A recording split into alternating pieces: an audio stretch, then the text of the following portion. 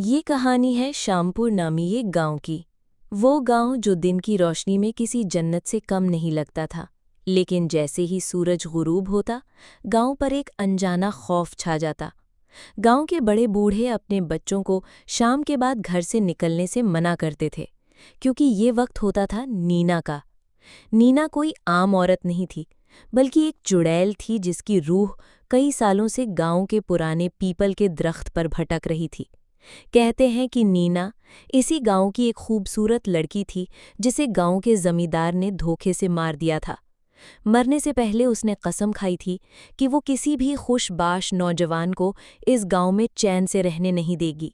उसकी मौत के बाद उसकी रूह एक प्यासी चुड़ैल बन गई जो रात के अंधेरे में अपना शिकार तलाश करती थी। उसी गांव में शहर से 3 दोस्त छुट्टियां गुजारने आए। अली, जो सबसे ज्यादा बहादुर और निडर था, इमरान, जो उसी गांव का था और इन कहानियों पर यकीन रखता था, और सलीम, जो बहुत डरपोक था। एक रात जब वो सहन में बैठे बातें कर रहे थे, इमरान ने नैना चुड़ैल की कहानी सुनाई।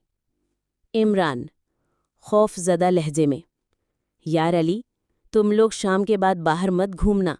गांव वाले कहते हैं कि नैना की रूह आज भी उस पीपल के दरख्त के पास फिरती है। अली हंसते हुए, क्या यार इमरान, 21वीं सदी में भी तुम इन भूत प्रेत की बातों पर यकीन करते हो? ये सब मनगढ़ंत कहानियां हैं। सलीम डरते हुए, नहीं अली, ऐसी बातों का मजाक नहीं उड़ाना चाहिए। मैंने भी गांव वालों से सुना है कि रात को घुंघरुओं की आवाज आती है। अली चैलेंज करते हुए, अच्छा, तो फिर आज रात हम इसी पीपल के दरख्त के पास जाएंगे और देखेंगे कि ये नैना चुड़ैल कैसी दिखती है। हिम्मत? इमरान ने बहुत मना किया, लेकिन अली के तानों के आगे उसकी एक न चली। सलीम डर रहा था, लेकिन दोस्ती में उसे भी साथ जाना पड़ा। तीनों दोस्त रात के अंधेरे में पीपल के दरख्त की तरफ जा रहे थे। आधी रात का वक्त था, हर तरफ गहरा सन्नाटा छाया हुआ था, चांद भी बादलों में छुपा हुआ था। तीनों दोस्त टॉर्च की रोशनी में उस पुराने पीपल के दरख्त की तरफ बढ़ रहे थे, जो गांव के बाहर नदी के किनारे वाक़िया था। जैसे जैसे वो करीब पहुंच रहे थे, हवा तेज होने लगी और माहौल में एक अजीब सी ठंडक बढ़ गई। सलीम, यार अली, मुझे बहुत डर लग रहा है, चलो वापस चलते हैं। अली, बस चुप कर जाओ डरपोक कहीं के, देखना वहाँ कुछ नहीं होगा। वो दरख्त के बिल्कुल नीचे पहुंच गए। दरख्त बहुत बड़ा और खौफनाक लग रहा था। उसकी शाखें ऐसे फैली हुई थीं जैसे किसी दीव के बाजू हों। तीनों का खौफ से बुरा हाल था। रावी, अचानक पीपल के दरख्त के पीछे से एक सफ़ेद साड़ी में मलबूस औरत का साया निकला। उसके बाल हवा में उड़ रहे थे, चेहरा बालों से ढका हुआ था, और उसके पैर उल्टे थे। खौफनाक मौसीकी को तेज कर दे, वो नैना थी। वो धीरे धीरे उनकी तरफ बढ़ने लगी। उसकी चाल में कोई आवाज़ नहीं थी, सिर्फ उसके घुंघरू छनक रहे थे। सलीम चीखते हुए, भागो! तीनों दोस्त अपनी जान बचाने के लिए गांव की तरफ भागे।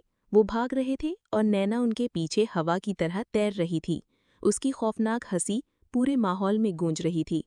एक खौफनाक हंसी की आवाज़ शामिल करें। रावी भागते हुए सलीम का पांव एक पत्थर से टकराया और वो गिर गया। इससे पहले कि अली और उमरान उसकी मदद करते, नैना उसके ऊपर खड़ी थी। सलीम की आंखें खौफ से फटी जा रही थीं। जैसे ही उसने आग जलाई, नीना एक खौफनाक चीख मारकर पीछे हटी और अंधेरे में गायब हो गई। अली और इमरान ने जल्दी से सलीम को उठाया और जैसे तैसे भागते हुए अपने घर पहुंचे। अगली सुबह वो अपना सारा सामान लेकर शहर वापस लौट गए और फिर कभी शामपुर गांव का रुख नहीं किया। गांव वाले आज भी कहते हैं कि नीना की रूह उसी पीपल के दरख्त पर इंसाफ का इंतजार कर रही है, और आज भी शाम ढलने के बाद शामपुर की गलियों में घुंघरुओं की आवाज़ सुनाई देती है। शायद वो अपना अगला शिकार ढूंढ रही हो।